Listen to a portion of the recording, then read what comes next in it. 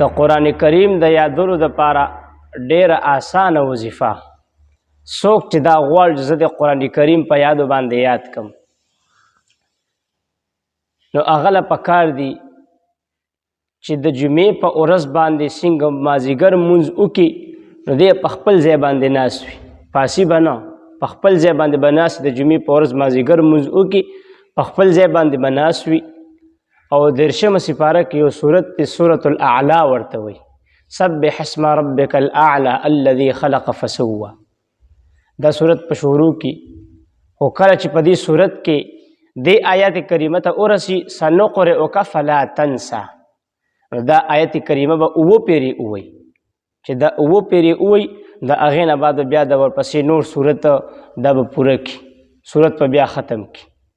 ټول صورت په یو ځل وي او صرف دا یو آیت کریمه دا به پکې اووه کرته وي اووه ځل به پکې وي سنقرئک فلا تنسى نو چې کله دا صورت ختم کړي نو بیا به دا انسان دا طالب علم دا بیا پر خپل ګریوان کې کوف کړي نو انشاءالله دته به قرآن کریم یادول ډېر آسان شي